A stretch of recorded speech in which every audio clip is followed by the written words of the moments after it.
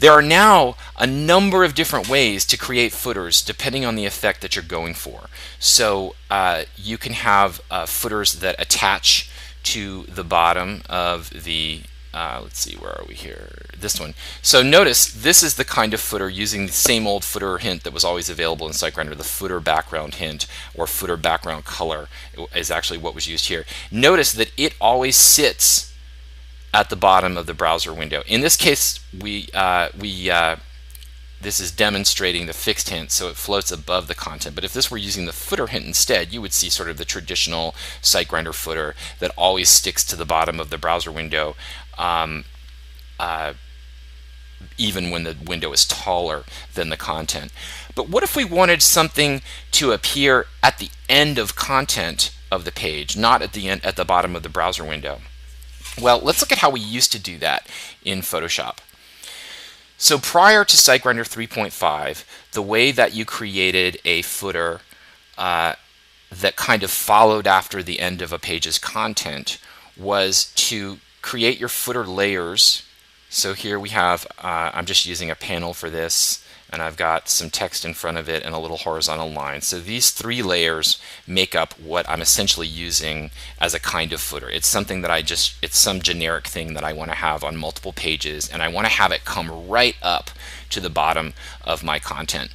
In SiteGrinder, in versions prior to 3.5, the way we did this was we manually positioned it in each layer comp, which was a bit laborious. So we would have to make the layer comps track position. So each layer comp would have to be told to track position, and then in each layer comp we would have to move this footer thing up to follow after the bottom of our content. SiteGrinder 3.5 introduces what we call the follow hint, and the follow hint makes this effect a lot easier. Basically, it allows you to just stick the sort of footer content one place, usually at the very bottom of your document, and then after SiteGrinder builds, the built pages will have the follow layer automatically move up to bump up against the bottom of your content. So let's go ahead and look at that. So what we're going to do here, and again, all these are also example files from, in this case, the footer documentation page, so you can download and play with these. Both the before, the old way, and the new way are available. So let's do the basic, let's see, where is it? Basic following footer. All right, now let's take a look at how these pages are laid out. So notice that in both of these cases, we have, each page has a different amount of content, but on both pages, we just stuck these footer layers at the bottom of the page. And in this case, they don't even use the footer hint. It's a panel that's going to, again, think about this gray panel layer in the background is going to create a panel consisting of what? Those layers that are in front of it and that fit inside it. So that's this hairline layer, and that's this address right here. So these will be our panel contents. By putting the follow hint on it, notice it does not use the footer hint. We're sort of creating a kind of footer without bothering with the footer hint by using the follow hint.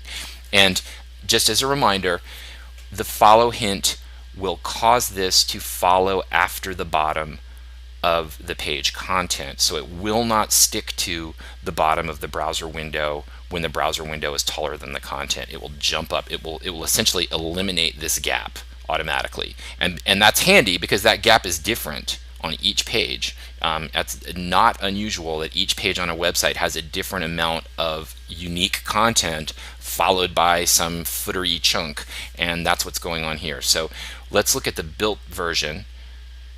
After we just take again a look at these two pages, one is shorter text, one is longer text, and neither of them has this follow layer manually positioned at the end. But if we go to the browser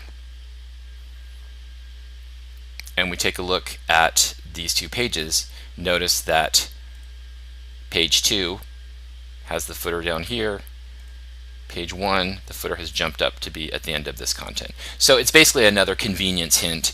It's not doing anything that was impossible before with SiteGrinder. It just allows you to do it more easily and automatically.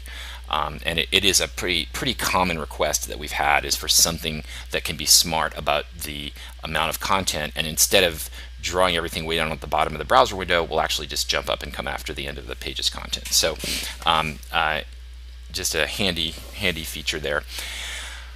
Now what I'd like to move on to is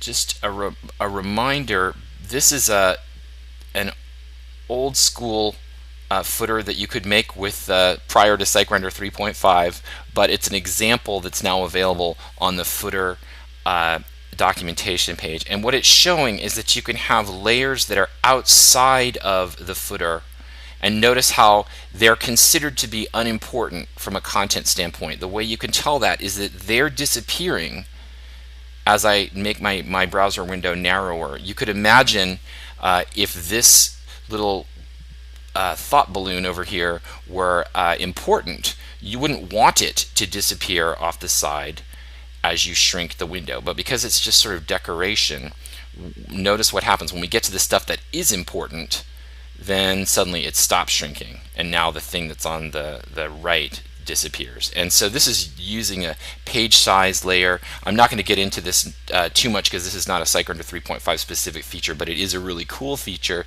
that's now documented. This is a sample file you can download from the footer page, and it's just yet another footer thing that you can do that's very cool.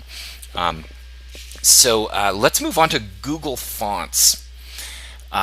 Google Fonts are a way of, as you may already know, addressing the problem that custom fonts are really fun to use in design when used judiciously, but if you're not sure that the person who's going to be viewing your design has that font installed, you can't really use it very easily on a web page, because what you need is some kind of system that noticed that the font was not installed, installed the font essentially for the purposes of that web page to use, and then rendered it along with the page.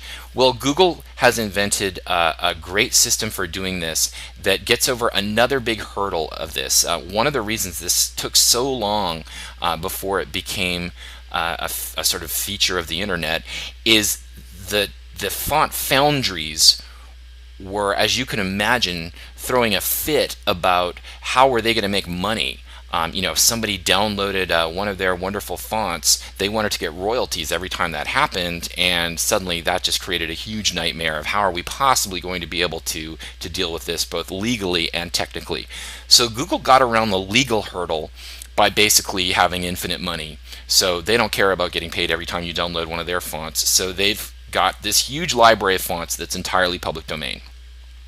Then they also created a technical underpinning that allows those fonts to be downloaded by browsers that support this system and used on your page. So there's a lot going on in the background, both legally and technically, but luckily with SiteGrinder you don't need to know about any of that. Basically, for you to use a Google font with SiteGrinder 3.5 involves two steps.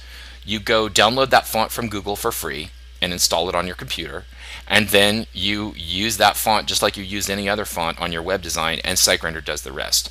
Now let's just quickly go over how you get a Google font. Google makes an incorrect assumption that people using Google fonts are pretty technical. So let's just kind of, they don't make it super obvious how to download these fonts. So I'm just going to quickly kind of go through how you do that. The quickest way to do it is just Google fonts, and the first thing that comes up is this Google Web Fonts page. So let's go there. And we have a selection of fonts here. There are 293 font families available. You can browse by category, you can thickness, slant, width, script, all of this stuff. And when you find a font that you like, you can click this Add to Collection button. And what you'll do is you'll gradually build up a collection of fonts. Maybe it'll just be different styles of the same font, or maybe it will be a whole set of completely different fonts. And once you've created a collection, and I'll go ahead and let's add this one, and we'll scroll down and we'll add this one. Once you've created your collection, you want to go to the Use button. And when you go to the Use button, you can get various technical chunks that you don't need. But what's important here is this little download your collection. When you click that, you will download, I believe, a zip file with basically just TrueType fonts in it. And you just install those fonts in your system the way you normally do. Just on a Mac, for example, you can just double click them and it'll open up Font Book and you can install the font, and that font will then be available. I believe you have to quit Photoshop before Photoshop will notice, but you run Photoshop again and you'll see the font listed in your fonts menu, and literally that's it. So here we can see in the Design Manager a built page that has this funky font in it. Now that font happens to be installed on my machine, but if you view this page and you don't have this font, you'll still see the font if you're using a reasonably modern browser. And we do document in the documentation wiki exactly which browsers support Google Fonts, or you can just Google it. That information is very freely available. Just type in what browsers do Google Fonts work on and you'll quickly get an answer. But anyway, the bottom line is if you're using any sort of modern browser, you will see this text in its actual Google font. The caveats here are, as with anything, discretion is the better part of valor. You do not want to fill up your page and make it look like some, bake sale announcement from 1988 after somebody got a laser printer. You want to, from a design standpoint, obviously the principle of fewer fonts is better is generally the case. Also, every font you use is another chunk of download and delay while the browser renders the page. So if you use a ton of fonts, you can end up creating a lot of download time for a page.